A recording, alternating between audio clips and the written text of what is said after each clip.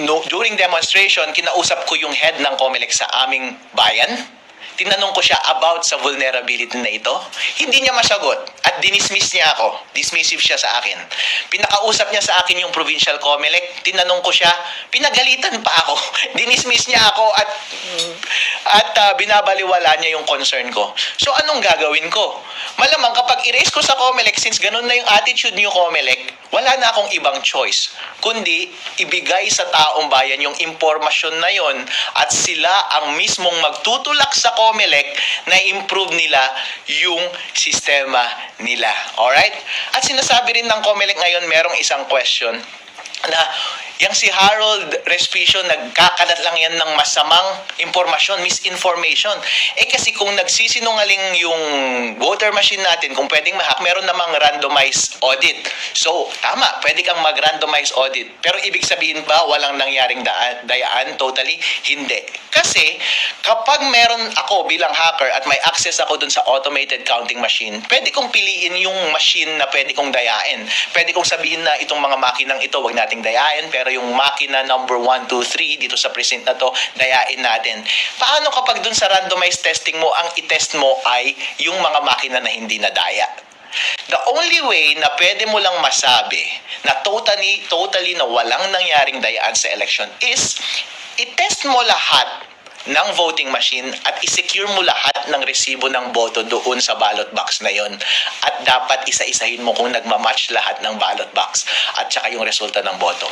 Since hindi ginagawa ng COMELEC, hindi nila pwedeng i-discount yung possibility na pwedeng madaya yung election. Yun yung point ko po doon sa video na iyon.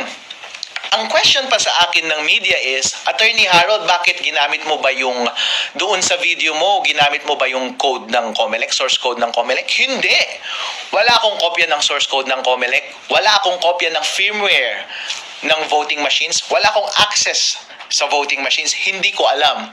Pero lahat kasi ng prinsipyo ng lahat ng information systems, katulad ng mga ACM, ay pare-pareho lamang yan. Ang dinemo ko lang doon ay, kapag ako ay isang eksperto, ganito ang pwedeng mangyari para maayos itong sistema ng COMELEC. So, dinemonstrate ko doon kung saan yung mahina na parte. Kapag ako yung masamang individual na gustong dayain yung makina, ipinakita ko doon kung paano mo talaga i-code. Gamit ang ibang source code, gamit ang ibang equipment. Ang ginamit ko lang na equipment is yung laptop ko, hindi yung actual voting machine. Pero ang prinsipyo ng pandaraya ng mga makina, ng pagmanipulate ng mga makina ay pare-pareho lamang. Yun lang yung dinedemonstrate ko. In as much as pwede kong i-demonstrate sa kahit na kaninong tao yung mga vulnerability ng kahit na anong gadget. Pero hindi ako nagkaroon ng access sa source code ng COMELEC at yung firmware ng automated counting machines. So yun. At yun nga, pina-down na ng COMELEC yung dalawang video yun na nasa Facebook na nakapost. Ngayon ko lang na-realize na yun pala ang dahilan. Kasi sabi ng Facebook, sabi ko, bakit ninyo tinanggal itong mga videos na ito? Sabi ng Facebook sa akin, kasi may nag-report na nagva-violate ka daw ng batas. Sabi ko, freedom of speech yan. Kaya ako nagsasalita tungkol dito is gusto kong inform yung tao. Dahil kapakanan nila ito, demokrasya nila ito para sa integridad ng halalang 2025. At sana marinig ng COMELEC para magbago ng rules yung COMELEC. Actually, tinanong ako ng media kanina, so Harold, ano ang response mo dito sa mga kasong gagawin sa'yo? Kasi ipapadisbar ka pa daw sa Supreme Court at tatanggalin ka pa daw ng lisensya mo bilang Certified Public Accountant dyan sa PRC. So anong response mo? Talagang ganyan ang buhay. Wala tayong magagawa. Kung gusto nila, kunin na rin nila yung aso ko kasi gusto na naman nilang sirain ng buhay ko. Pero ang bottom line is, Chairman George Garcia, pagkakataon mo to na patunayan ang iyong sarili. Legacy mo ito. Hindi ko alam kung ito ang una o huli mo bilang chairman ng COMELEC. Gusto mo bang matandaan bilang chairman ng COMELEC na nagpapatahimik sa mga concerned citizen na gusto lamang ng tapat na eleksyon?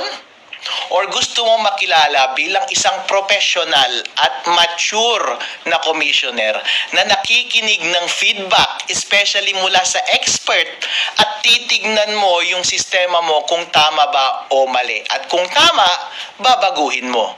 At kung hindi naman totoo yung sinasabi ni Attorney Harold Respicio, and then let the public judge for themselves. Dahil pinakamahalaga po lahat ang kalayaan ng tao na magsalita.